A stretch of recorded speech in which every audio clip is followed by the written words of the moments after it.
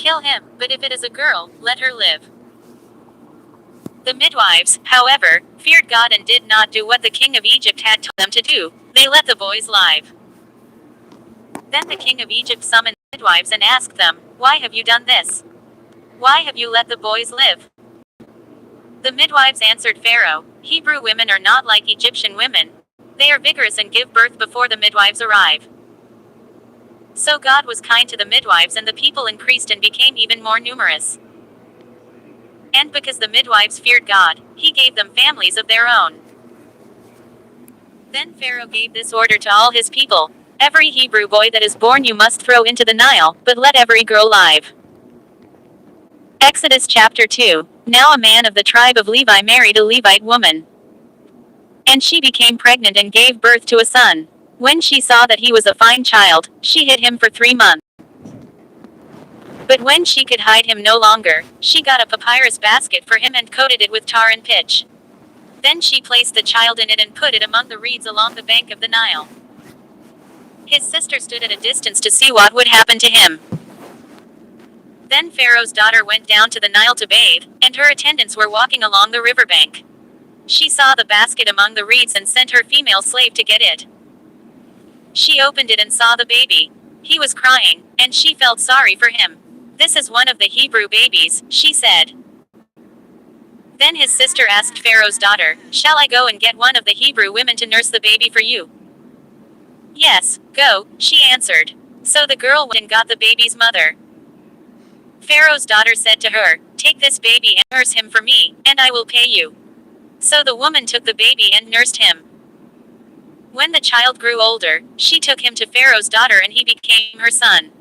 She named him Moses, saying, "I drew him out of the water." One day, after Moses had grown up, he went out to where his own people were and watched them at their hard labor. He saw an Egyptian beating a Hebrew, one of his own people.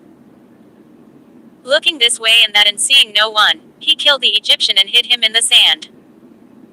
The next day he went out and saw 2 Hebrews fighting. He asked the one in the wrong, "Why are you hitting your fellow Hebrew?" The man said, "Who made you ruler and judge over us? Are you thinking of killing me as you killed the Egyptian?" Then Moses was afraid and thought, "What I did must have become known." When Pharaoh heard of this, he tried to kill Moses, but Moses fled from Pharaoh and went to live in Midian, where he sat down by a well. Now a priest of Midian had 7 daughters, and they came to draw water and fill the troughs to water their father's flock. Some shepherds came along and drove them away, but Moses got up and came to their rescue and watered their flock. When the girls came to rule their father, he asked them, "Why have you returned so early today?" They answered, "An Egyptian rescued us from the shepherds. He even drew water for us and watered the flock." "And where is he?" Reuel asked his daughters. "Why did you leave him? Invite him to have something to eat." Moses agreed to stay with the man, who gave his daughter Zipporah to Moses in marriage. Zipporah gave birth to a son, and Moses named him Gershom, saying, "I have become a foreigner in a foreign land." During that long period, the king of Egypt died. The Israelites groaned in their slavery and cried out, and their cry for help because of their slavery went up to God. God heard their groaning and he remembered his covenant with Abraham, with Isaac and with Jacob. So God looked on the Israelites and was concerned about them. Exodus chapter 3. Now Moses was tending the flock of Jethro his father-in-law, the priest of Midian, and he led the flock to the far side of the wilderness and came to Horeb, the mountain of God. There the angel of the Lord appeared to him in flames of fire from within a bush. Moses saw that though the bush was on fire it did not burn up. So Moses thought, "I will go over and see this strange sight, why the bush does not burn up." When the Lord saw that he had gone over to look, God called to him from within the bush, "Moses, Moses." And Moses said, "Here I am." "Do not come any closer," God said. "Take off your sandals, for the place where you are standing is holy ground." Then he said, "I am the God of your father, the God of Abraham, the God of Isaac and the God of Jacob." At this, Moses hid his face, because he was afraid to look at God. The Lord said, "I have indeed seen the misery of my people in Egypt. I have heard them crying out because of their slave drivers, and I am concerned about their suffering. So I have come down to rescue them from the hand of the Egyptians and to bring them up out of that land into a good and spacious land, a land flowing with milk and honey, the home of the Canaanites, Hittites, Amorites, Perizzites, Hivites and Jebusites. And now the cry of the Israelites has reached me, and I have seen the way the Egyptians are oppressing them. So now, go, I am sending you to Pharaoh to bring my people the Israelites out of Egypt. But Moses said to God, Who am I that I should go to Pharaoh and bring the Israelites out of Egypt?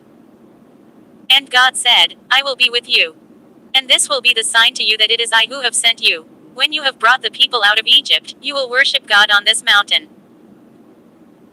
Moses said to God, Suppose I go to the Israelites and say to them, The God of your fathers has sent me to you, and they ask me, What is his name? Then what shall I tell them? God said to Moses, I am who I am. This is what you are to say to the Israelites, I am has sent me to you. Quote, God also said to Moses, Say to the Israelites, The Lord, the God of your fathers, the God of Abraham, the God of Isaac and the God of Jacob, has sent me to you. This is my name forever. The name you shall call me, from generation to generation. Go, assemble the elders of Israel and say to them, The Lord, the God of your fathers, the God of Abraham, Isaac and Jacob, appeared to me and said, I have watched over you and have seen what has been done to you in Egypt. And I have promised to bring you up out of your misery in Egypt into the land of the Canaanites, Hittites, Amorites, Perizzites, Hivites and Jebusites, a land flowing with milk and honey. The elders of Israel will listen to you. Then you and the elders are to go to the king of Egypt and say to him, The Lord, the God of the Hebrews, has met with us. Let us take a 3-day journey into the wilderness to offer sacrifices to the Lord our God. But I know that the king of Egypt will not let you go unless a mighty hand compels him. So I will stretch out my hand and strike the Egyptians with all the wonders that I will perform among them. After that, he will let you go. And I will make the Egyptians favorably disposed toward this people, so that when you leave you will not go empty-handed. Every woman is to ask her neighbor and any woman living in her house for articles of silver and gold and for clothing, which you will put on your sons and daughters. And so you will plunder the Egyptians. Exodus chapter 4. Moses answered, What if they do not believe me or listen to me and say, The Lord did not appear to you? Then the Lord said to him, What is that in your hand? A staff, he replied. The Lord said, Throw it on the ground. Moses threw it on the ground and it became a snake, and he ran from it. Then the Lord said to him, Reach out your hand and take it by the tail. So Moses reached out and took hold of the snake and it turned back into a staff in his hand. This, said the Lord, is so that they may believe that the Lord, the God of their fathers, the God of Abraham, the God of Isaac and the God of Jacob, has appeared to you. Then the Lord said, Put your hand inside your cloak. So Moses put his hand into his cloak, and when he took it out, the skin was leprous, it had become as white as snow. Now put it back into your cloak, he said. So Moses put his hand back into his cloak, and when he took it out, it was restored, like the rest of his flesh. Then the Lord said, If they do not believe you or pay attention to the first sign, they may believe the second. But if they do not believe these 2 signs or listen to you, take some water from the Nile and pour it on the dry ground. The water you take from the river will become blood on the ground. Moses said to the Lord, Pardon your servant, Lord. I have never been eloquent, neither in the past nor since you have spoken to your servant. I am slow of speech and tongue. The Lord said to him, Who gave human beings their mouths? Who makes them deaf or mute? Who gives them sight or makes them blind? Is it not I, the Lord? Now go, I will help you speak and will teach you what to say. But Moses said, Pardon your servant, Lord. Please send someone else. Then the Lord's anger burned against Moses and he said, What about your brother, Aaron the Levite? I know he can speak well. He is already on his way to meet you, and he will be glad to see you. You shall speak to him and put words in his mouth. I will help both of you speak and will teach you what to do. He will speak to the people for you, and it will be as if he were your mouth and as if you were God to him. But take this staff in your hand so you can perform the signs with it. Then Moses went back to Jethro his father-in-law and said to him, Let me return to my own people in Egypt to see if any of them are still alive. Jethro said, Go, and I wish you well. Now the Lord had said to Moses in Midian, Go back to Egypt, for all those who wanted to kill you are dead. So Moses took his wife and sons, put them on a donkey and started back to Egypt. And he took the staff of God in his hand. The Lord said to Moses, When you return to Egypt, see that you perform before Pharaoh all the wonders I have given you the power to do. But I will harden his heart so that he will not let the people go. Then say to Pharaoh, This is what the Lord says, Israel is my firstborn son. And I told you, Let my son go, so he may worship me. But you refused to let him go, so I will kill your firstborn son. Quote.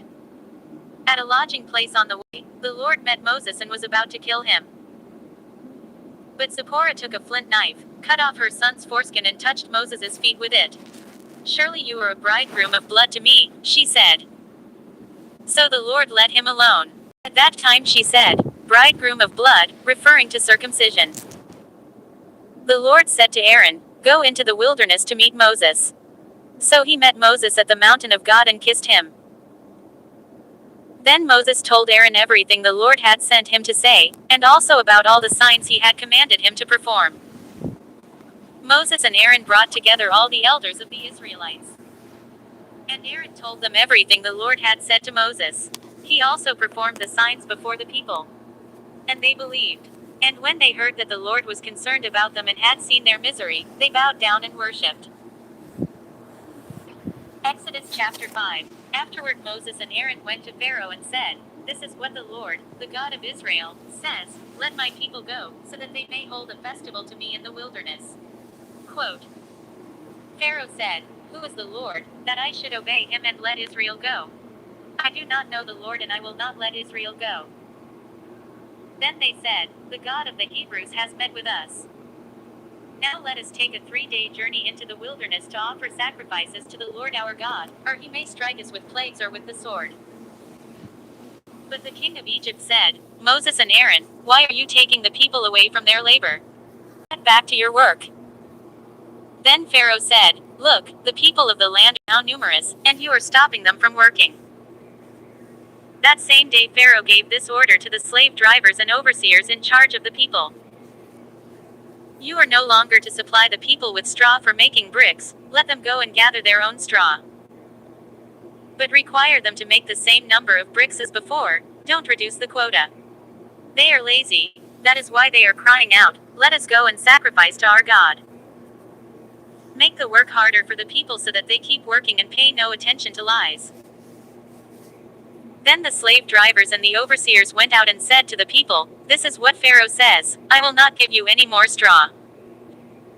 Go and get your own straw wherever you can find it, but your work will not be reduced at all. Quote. So the people scattered all over Egypt to gather stubble to use for straw. The slave drivers kept pressing them, saying, Complete the work required of you for each day, just as when you had straw.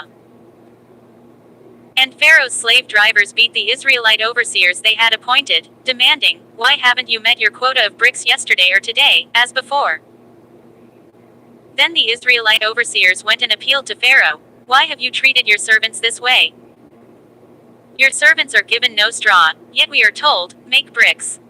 Your servants are being beaten, but the fault is with your own people. Pharaoh said, Lazy, that's what you are, lazy. That is why you keep saying, Let us go and sacrifice to the Lord. Now get to work. You will not be given any straw, yet you must produce your full quota of bricks.